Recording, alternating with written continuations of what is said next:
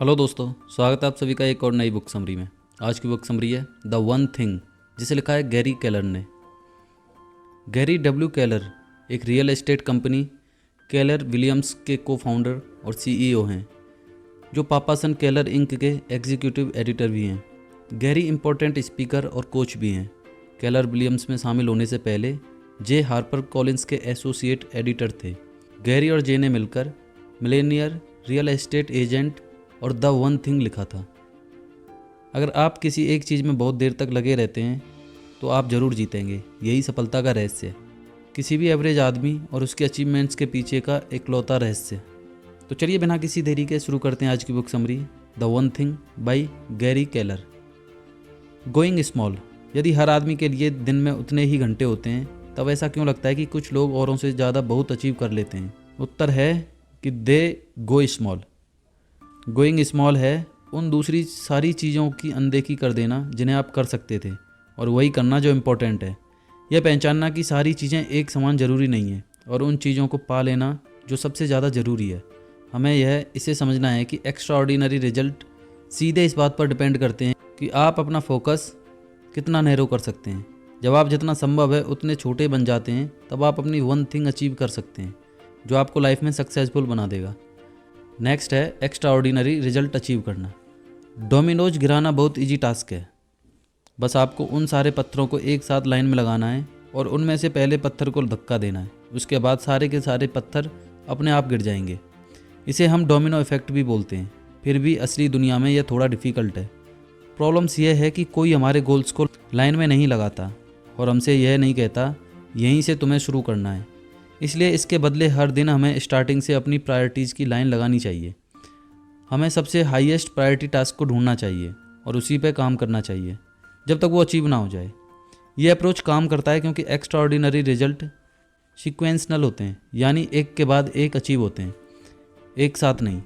Domino effect अपने काम पर और आपके बिजनेस पर भी लागू होता है, और उस छोटे से छोटे पल पर भी लागू होता है जब आप डिसाइड कर रहे होते हैं कि आगे क्या करना है।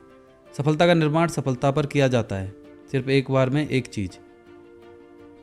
नेक्स्ट है झूठ, जो हमें मिसलीड करते हैं और पटरी से उतार देते हैं। समय के साथ साथ हमें इतने सारे झूठ बताए गए होते हैं कि हम उन पर फाइनली विश्वास करने लगते हैं। इतना ही नहीं, हम लाइफ के सबसे ज़्यादा महत्वपूर्ण डिसीजन भी उन झूठ के बेस पर लेने लगते हैं। अगर हमें अपना मैक्सिमम पोटेंशियल अचीव करना है तो हमें ये निश्चित करना पड़ेगा कि हम उन सब झूठों से दूर रहें। नेक्स्ट है सभी चीज़ों का महत्व एक समान है। लॉ और जस्टिस के नाम पर हमें बताया जाता है कि हर चीज़ इक्वल है, जबकि असली दुनिया में कोई भी चीज़ें बराबर नहीं होती। चाहे लोग कितने भी टैलेंटेड हों, इनमें से कोई भी दो लोग कभी एक समान नहीं होते। हर चीज़ की इम्पोर्टेंस इक्वल नहीं होता। इक्वलिटी बराबरी का एक झूठ है, और सक्सेस एक ऐसे गेम नहीं है जो इसे ज़्यादा खेलेंगे वही जीतेगा, मगर हर रोज़ ज़्यादातर लोग ठीक इसी तरह से खेलते हैं। हालांकि टू डू लिस्ट हमारे अच्छे इरादों के उपयोगी कलेक्शन का काम करते हैं। वे हमें छोटी छोटी गैर ज़रूरी चीज़ों से डराने का काम भी करते हैं, जिन्हें हम करने के लिए मजबूर होते हैं क्योंकि यह हमारी लिस्ट में है। अचीवर्स अलग तरीके से काम करते हैं। अचीवर्स हमेशा प्रायोरिटी करके काम करते हैं। वो टू डू लिस्ट की जगह सक्सेस लिस्ट बनाते हैं, एक ऐसी लिस्ट जिन्हें करने पर जो उनके गोल के साथ अलाइंड है और जिन्हें करने से वो अपने गोल के और करीब पहुंच जाएंगे। यदि आपकी टू डू लिस्ट में हर एक चीज़ लिखी हुई है, तब वो शायद आपको हर जगह पर ले जाएगी, सिवाय उस जगह के जहां आप जाना चाहते हैं। हमें पेरेटो प्रिंसिपल अप्लाई करना चाहिए, जिसे हम 80-20 प्रिंसिपल के नाम से भी जानते हैं। यह प्रिंसिपल कहता है कि हमारे 20% एफर्ट हमें 80% रिजल्ट दिलवाते हैं। यह आपको करेक्ट डायरेक्शन देती है, जो आपको आपके गोल तक ले जाएगी। हमें यह समझना होगा कि कई चीज़ें बाकी चीज़ों से बहुत ज़्यादा इंपॉर्टेंट हैं। एक तो दो लिस्ट एक सक्सेस लिस्ट में तब कन्वर्ट होती हैं जब आप पेरेटो प्रिंसिपल लगाते हैं। अगर आप एक स्टेप फर्दर ले जाएं तो आप उन सारी चीज़ों में से 10-12 चीज़ें जो आपने टू डू लिस्ट में लिखी हैं, उस पर पेरेटो प्रिंसिपल लगाकर आप अपनी वन थिंग तक पहुंच सकते हैं, यानी सबसे ज़्यादा इंपॉर्टेंट चीज़ जो आपको आपके गोल तक ले जाएगी। नेक्स्ट है झूठ नंबर 2, मल्टीटास्किंग। मल्टीटास्किंग एक झूठ है क्योंकि लगभग सभी मानते हैं कि मल्टीटास्किंग करने से वो बहुत ज़्यादा प्रोडक्टिव हो जाते हैं। यदि आप दो चीज़ें एक साथ करने की कोशिश करते हैं, तब आप इनमें से किसी भी चीज़ को अच्छे तरीके से नहीं कर पाएंगे। मल्टीटास्किंग एक काम करने का इफेक्टिव तरीका है। टर्म मल्टीटास्किंग कंप्यूटर के कई काम एक साथ करने की कैपेबिलिटी को डिफाइन करने के लिए 1960 में आया था। पर कंप्यूटर भी मल्टीटास्किंग नहीं कर सकते, वो मल्टीपल टास्क को एक एक करके करते हैं। लेकिन ये काम बहुत तेज़ी से होता है और हमें लगता है कि कंप्यूटर मल्टीपल टास्क को एक साथ कर रहा है। लोग एक साथ दो या ज़्यादा काम कर सकते हैं, जैसे टहलना और बातें करना, परंतु हम एक साथ दो चीज़ों पर फोकस नहीं कर सकते। हमारा ध्यान आगे पीछे होता रहता है। यह कंप्यूटरों के लिए तो ठीक है, परंतु मनुष्यों के लिए एक बहुत बड़ी प्रॉब्लम है। जब आप एक टास्क से दूसरे टास्क पर स्विच करते हैं तब दो चीज़ें होती हैं। पहली लगभग तत्काल है, आप स्विच करने का निश्चय करते हैं। दूसरी कम प्रिडिक्टेबल है, आप जो भी करने वाले हैं उसके लिए आपको उसमें नियमों को एक्टिवेट करना पड़ेगा। हमेशा किसी नए टास्क को शुरू करने में और जिसे आपने छोड़ दिया है उसे फिर से शुरू करने में कुछ समय लगता है, और फिर भी कोई भी गारंटी नहीं है कि आपने जहाँ छोड़ा था वहीं से शुरू करेंगे। तो हम कभी भी मल्टीटास्किंग को बर्दाश्त क्यों करें, खासकर तब हम सबसे महत्वपूर्ण काम कर रहे हैं, केवल इसलिए कि हमारा दिन का काम बाईपास सर्जरी से संबंध नहीं रखता। इसका मतलब यह नहीं कि हमारी सफलता के लिए फोकस करना कम क्रिटिकल है। आपका काम इससे कम रिस्पेक्ट डिजर्व नहीं करता। झूठ नंबर 3, एक डिसिप्लिन लाइफ। जो ज़्यादातर लोग मानते हैं सच उसके एकदम उल्टा है। सफलता डिसिप्लिन्ड एक्शन की लंबी दौड़ नहीं है। अचीवमेंट आपसे यह मांग नहीं करती कि हर समय डिसिप्लिन्ड व्यक्ति बने रहें, जहाँ पर आप हर एक्शन के लिए ट्रेंड हो और जहाँ पर आपके पास हर प्रॉब्लम का आपके पास सलूशन हो। असल में सफलता एक छोटी दौड़ है, एक स्प्रिंट, जिसमें फ्यूल तो डिसिप्लिन का है, केवल उतनी ही देर तक जब तक वो एक हैबिट नहीं बन जाती। आप जितना सोचते हैं उससे कम डिसिप्लिन से आप सफल हो सकते हैं। इसका एक सिंपल सा रीज़न है, सफलता सही चीज़ करने के बारे में है, हर चीज़ सही करने के बारे में नहीं। सफलता के लिए तरकीब है अपनी। वन थिंग चूज करना, यानी आपकी सबसे इम्पोर्टेंट चीज़, और उसके बाद सिर्फ उतना ही डिसिप्लिन की जब तक ये एक हैबिट में कन्वर्ट नहीं हो जाता। जैसे जैसे ये आदत आपके जीवन का हिस्सा बनती है, आप एक डिसिप्लिन व्यक्ति की तरह देखे जाएंगे। लेकिन आप होंगे नहीं, आप वो व्यक्ति होंगे जिसने एक मजबूत आदत बनाने के लिए सेलेक्टिव डिसिप्लिन का इस्तेमाल किया था। एक आदत बनाने में लगभग 66 दिन लगते हैं। सही डिसिप्लिन बहुत दूर तक जाता है और आदतें केवल शुरुआत में मुश्किल होती हैं। आदत के शुरुआत में जितनी एनर्जी की ज़रूरत होती है उससे बहुत कम उससे मेंटेन करने के लिए होती है। 2009 में यूनिवर्सिटी कॉलेज ऑफ लंदन के रिसर्चर्स ने यह प्रश्न पूछा था, किसी आदत को लगाने में कितना समय लगता है। रिजल्ट्स बताते हैं कि इसमें लगभग 66 दिन लगते हैं। पूरा रेंज 18 से 250 दिनों का था, परंतु 66 स्वीट स्पॉट था। आसान आदतें बनाने में कम दिनों की ज़रूरत होती है और कठिन आचरणों में ज़्यादा दिनों की। सुपर सफल व्यक्ति कोई सुपर ह्यूमन नहीं है, उन्होंने केवल कुछ सिंपल आदतों को लाने के लिए सेलेक्टिव डिसिप्लिन का उपयोग किया था। एक बार में सिर्फ एक, और समय के साथ वो आदतें बनती रहीं। झूठ नंबर 4, विल पावर जब चाहें तब आ सकती है।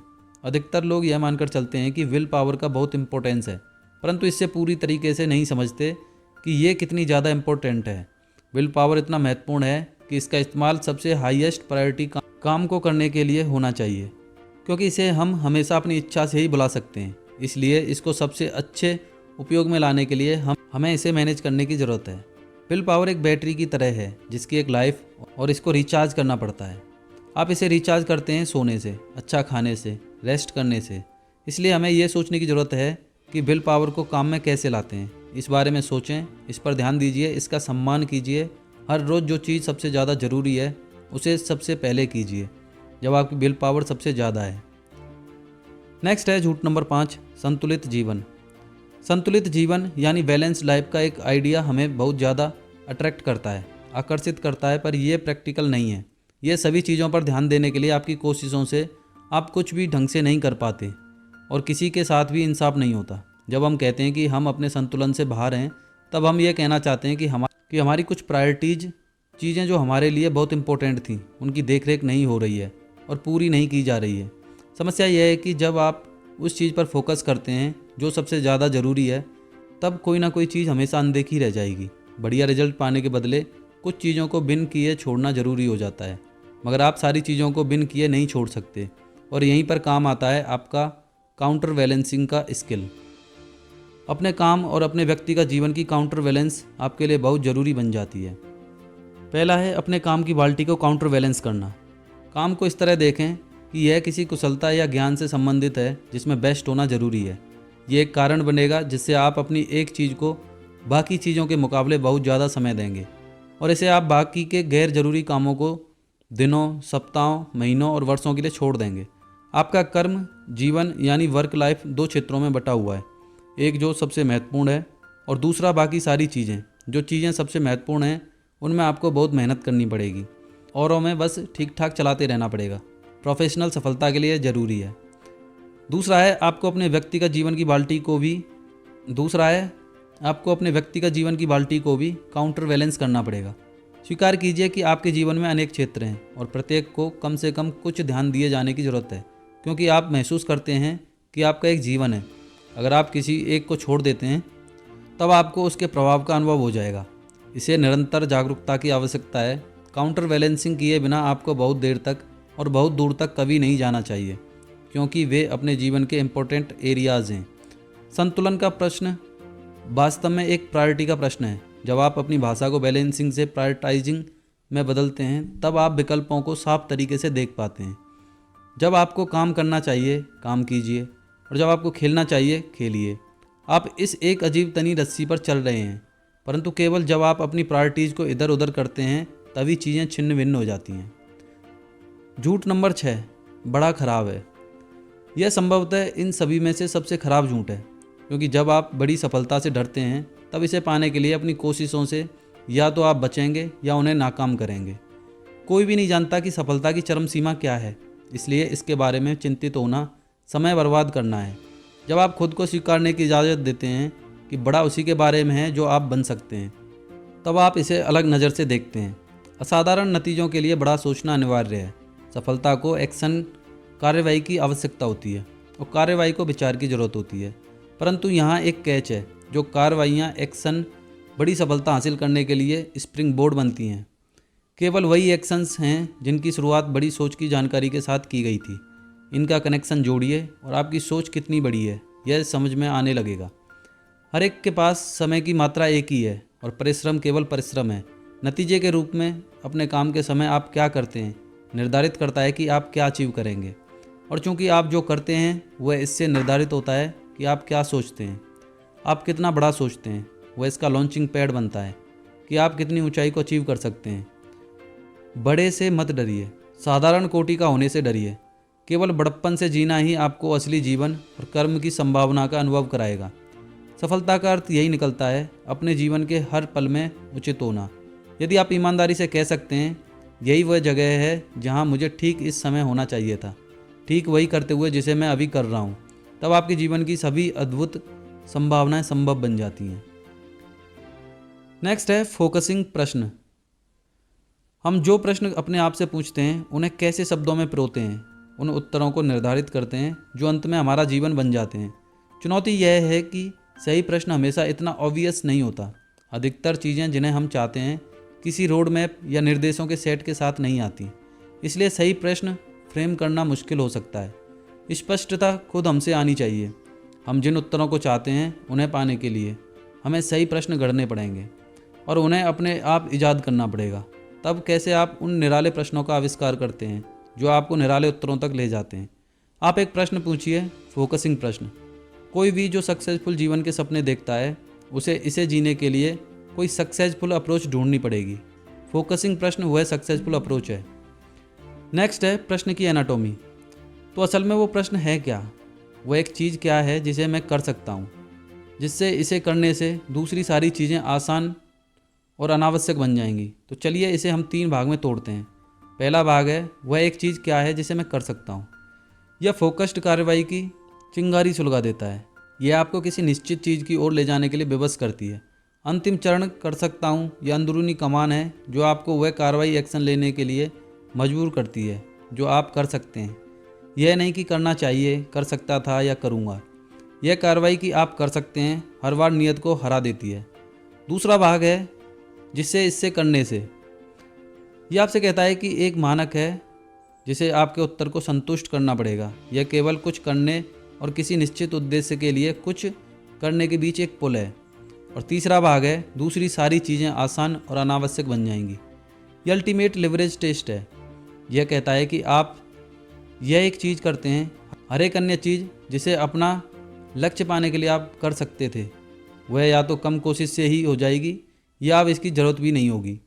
यह लिवरेज्ड चीज़ करते हुए और ध्यान बटाने वाली चीज़ों से बचते हुए आपका जीवन बदलने के लिए उत्तर की संभावना बढ़ा देता है।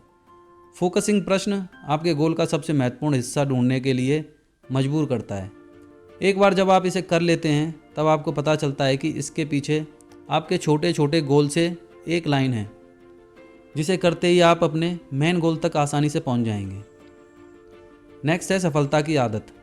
आदतें बनाने में कठिन हो सकती हैं और तोड़ने में कठिन हो सकती हैं, मगर हर समय हम अनजाने में नई आदतें बना रहे हैं। यदि हम पर्याप्त लंबे समय तक जब कोई सोचने का या काम करने का तरीका शुरू करते हैं और उसे जारी रखते हैं, तब हमने एक नई आदत बना ली है।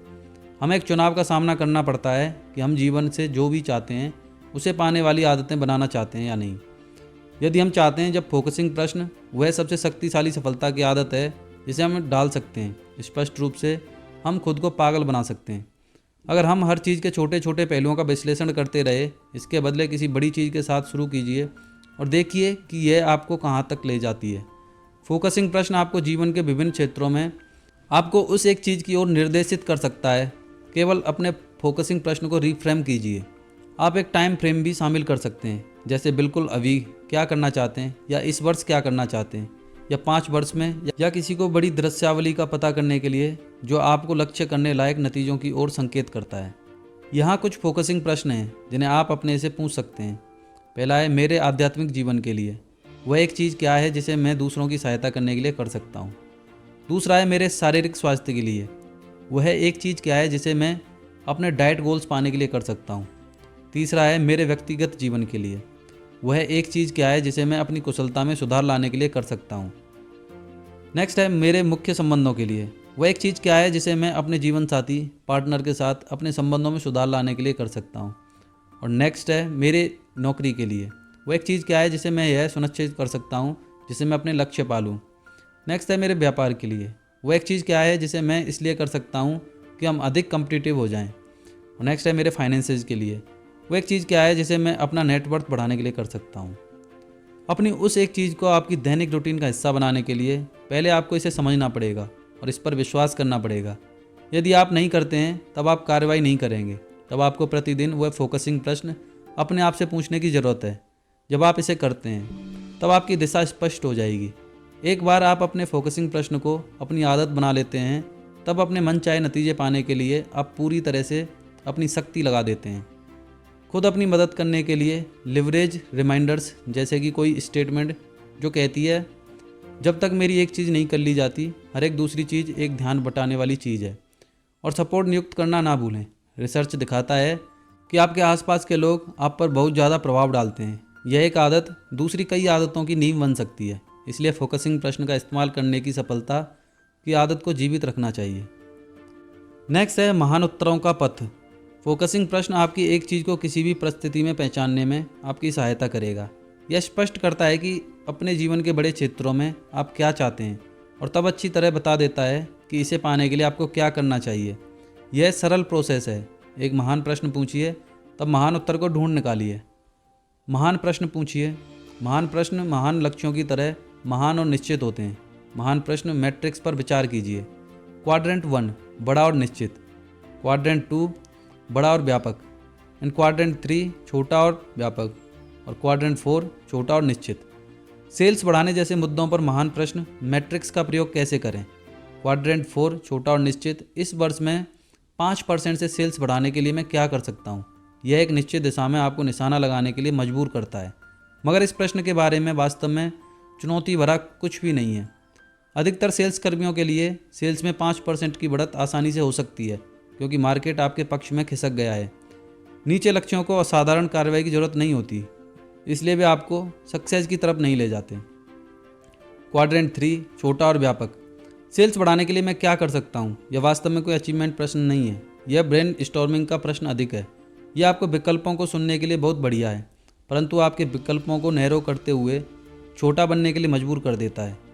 दुर्भाग्यवश यह उस तरह का औसत प्रश्न है जिसे अधिकतर लोग पूछते हैं और तब सोचते हैं कि क्यों उनके उत्तर अच्छे नतीजे डिलीवर नहीं करते। क्वाड्रेंट 2 बड़ा और व्यापक, सेल्स दोगुना करने के लिए मैं क्या कर सकता हूँ। यहाँ आपके पास एक बड़ा प्रश्न है, परंतु कुछ भी निश्चित नहीं। यह अच्छी शुरुआत है, परंतु निश्चित नहीं है, इसलिए ये उत्तरों से अधिक प्रश्न छोड़ता है। तब भी बहुत ज़्यादा विकल्प हैं और निश्चितताओं के बिना आप नहीं जानते कि शुरू कहाँ से करना है। क्वाड्रेंट 1 बड़ा और निश्चित। 6 महीनों में सेल्स दोगुना करने के लिए मैं क्या कर सकता हूँ। अब आपके पास महान प्रश्न के सभी तत्व हैं। यह एक बड़ा लक्ष्य है और यह निश्चित है। आप सेल्स दोगुना कर रहे हैं जो आसान नहीं है, और आपके पास 6 महीनों की एक टाइम फ्रेम है जो एक चुनौती है। आपको बड़े उत्तर की आवश्यकता होगी। आप जिसे संभव मानते हैं उसे खींचना पड़ेगा और समाधानों के टूल बॉक्स से बाहर झांकना पड़ेगा। इसलिए यदि 6 महीनों में सेल्स दोगुना करने के लिए मैं क्या कर सकता हूँ, एक महान प्रश्न है, लेकिन इसे और भी शक्तिशाली कैसे बना सकते हैं। इसे फोकसिंग प्रश्न में बदलिए। वह एक चीज़ क्या है जिसे मैं 6 महीने में सेल्स दोगुना करने के लिए कर सकूं, जिससे इसे करने से कोई भी दूसरी चीज़ ज़्यादा आसान और अनावश्यक हो जाए। एक महान उत्तर ढूंढ निकालिए। उत्तर 3 श्रेणियों में आते हैं: दोहरे, स्ट्रेच और संभावना। हाई अचीवर्स पहले 2 रास्तों को समझते हैं लेकिन उन्हें रद्द करते हैं। यदि असाधारण संभव है तब वे साधारण से समझौता करना नहीं चाहते। उन्होंने एक महान प्रश्न पूछा है और सबसे बढ़िया उत्तर चाहते हैं। अपने उत्तर को ढूंढते हुए दूसरों के रिसर्च और अनुभव शुरू करने के लिए सबसे अच्छी जगह है। दूसरों के ज्ञान से आप एक बेंचमार्क स्थापित कर सकते हैं। स्ट्रेच अप्रोच के साथ यह आपका मैक्सिमम था, परंतु अब यह आपका मिनिमम है।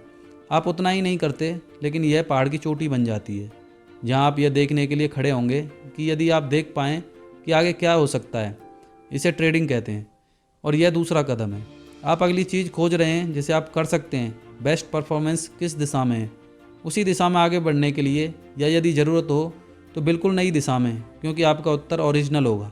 संभवतः इसे इम्प्लीमेंट करने के लिए आपके खुद को साधारणतः एक नए उत्तर को एक नए आचरण की ज़रूरत होती है। इसीलिए यदि काफ़ी बड़ी सफलता के रास्ते में आप इस प्रोसेस में बदल जाएं, तब चकित नहीं होइए। हमारे जीवन में एक स्वाभाविक लय है जो उस एक चीज़ को लागू करने के लिए और असाधारण नतीजे अचीव करने के लिए एक सरल फॉर्मूला बन जाती है।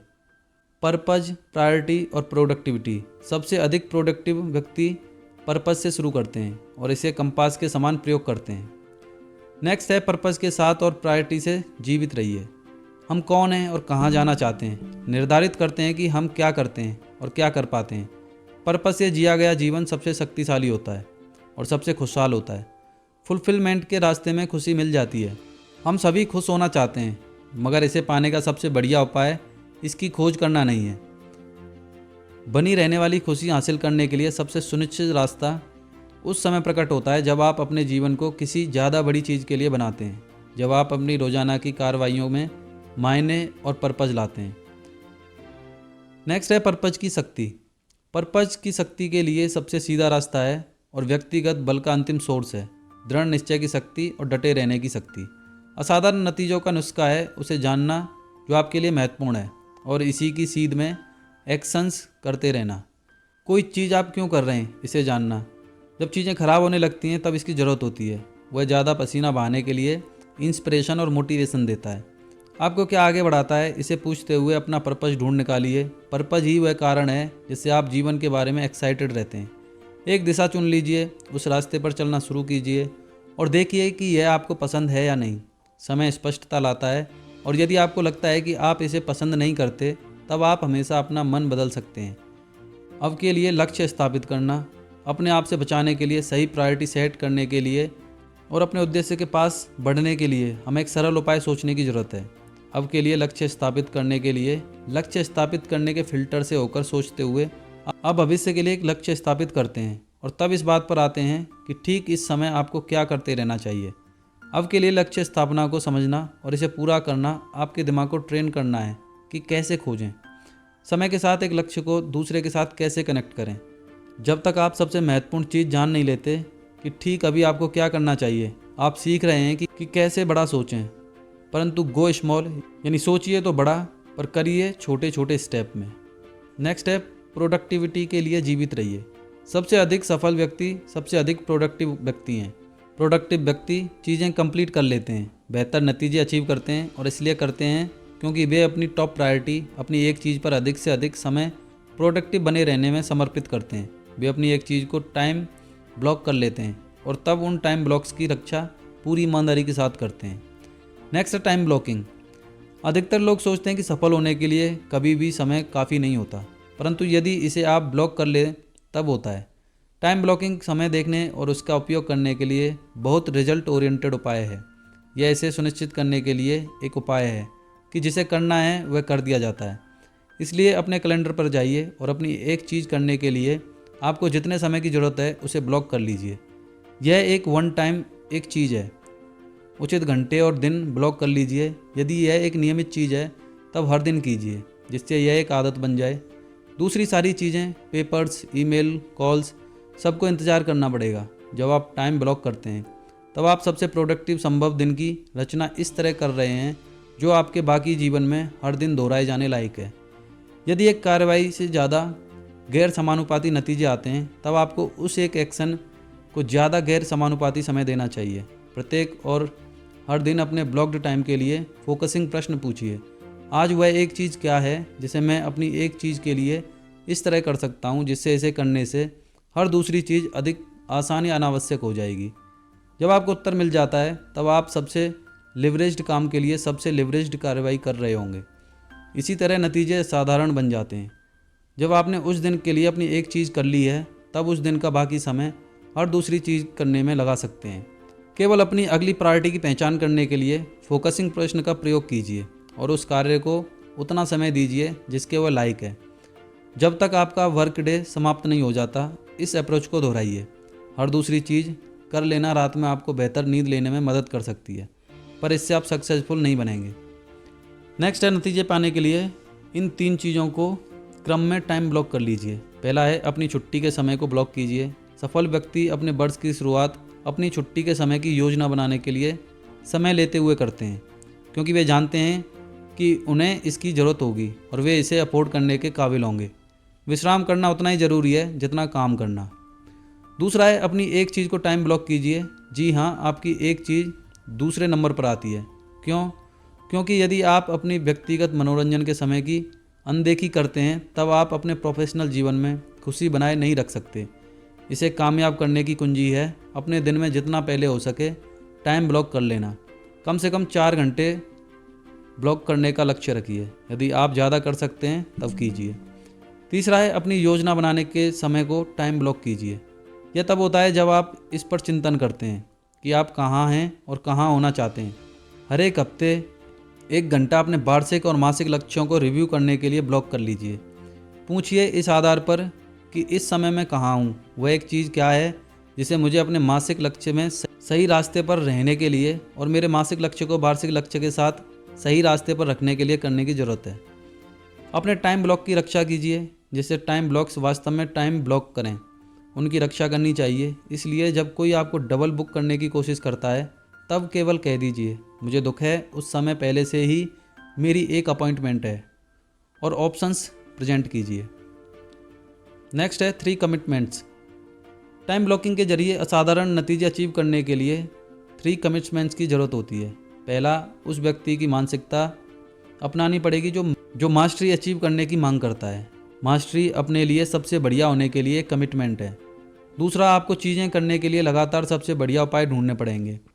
और अंतिम, अपनी एक चीज़ अचीव करने के लिए जो आप कर सकते हैं, वह हर चीज़ करने के लिए आपको सिर्फ खुद को ही जिम्मेदार ठहराना पड़ेगा।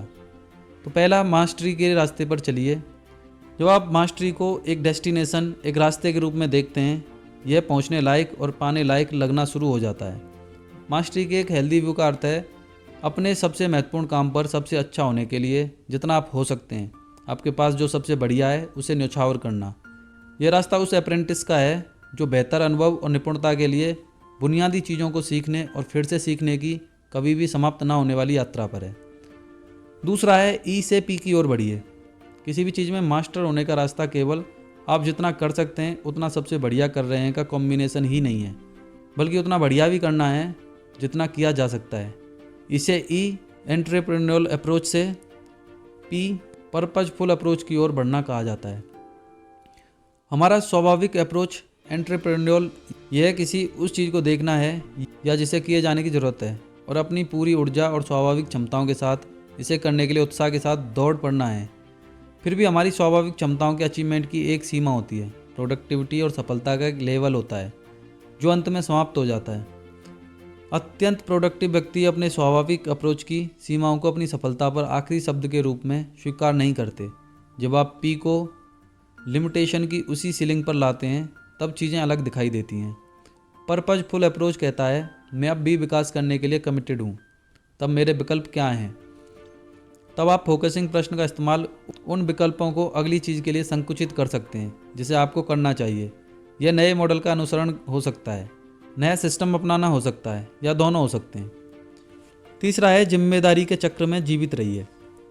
किसी दूसरे को नहीं बल्कि खुद को जिम्मेदार ठहराते हुए अपने नतीजों की पूरी जिम्मेदारी ले लेना सबसे शक्तिशाली चीज़ है जिसे अपनी सफलता को ड्राइव करने के लिए आप कर सकते हैं। इसलिए संभवतः इन तीनों कमिटमेंट्स में जिम्मेदारी सबसे महत्वपूर्ण है। इसके बिना जैसे ही आप किसी चुनौती का सामना करेंगे, मास्टरी के पथ पर आपकी यात्रा रुक जाएगी और आप समझ नहीं पाएंगे कि अचीवमेंट की सीलिंग्स को कैसे तोड़कर निकालें जो आपके रास्ते में आ गई है। जिम्मेदार व्यक्ति धक्कों को सह लेते हैं और चलते रहते हैं। वे रिजल्ट ओरिएंटेड हैं और कभी भी काम ना करने वाली कार्रवाइयों, कुशलता के स्तरों, मॉडल्स, मास्टरी या संबंधों का बचाव नहीं करते जो काम नहीं करते। जब जीवन होता है तब या तो आप जिम्मेदार हो सकते हैं या गैर जिम्मेदार। जब जीवन होता है तब जिम्मेदार व्यक्ति वास्तविकता की खोज करता है, स्वीकार करता है, अपनाता है, समाधान ढूंढ निकालता है और इसके साथ आगे बढ़ता है। गैर जिम्मेदार व्यक्ति वास्तविकता से बचता है, लड़ता है, दोष देता है, व्यक्तिगत बहाने बनाता है और इंतजार करता है और आशा करता है। नेक्स्ट है 4 चोर। हमारे सबसे अच्छे इरादे नष्ट हो सकते हैं, ठीक वैसे ही जैसे 6 झूठ हैं जो आपको धोखा देंगे और भटका देंगे, वैसे ही 4 चोर हैं जो आपको रोक लेंगे और आपसे आपकी प्रोडक्टिविटी लूट लेंगे। पहला है नहीं कहने में अक्षमता। जब आप फोकस करने की कोशिश कर रहे होते हैं तब विचलित हो जाना एक बात है, आपने अभी शुरू भी नहीं किया है तब हाईजैक्ट हो जाना एक और बात है। कोई भी व्यक्ति जो आपको आपकी पटरी से उतार सकता है, अगर आप उसको ना नहीं कह सकते तो आप कभी भी सफल नहीं हो पाएंगे। दूसरा है गड़बड़ी या भय। जब आप केवल एक चीज़ पर फोकस करते हैं तब झंझट लाजमी है। जब आप अपने सबसे महत्वपूर्ण काम तराशते रहते हैं तब दुनिया बैठी रहकर इंतजार नहीं करती।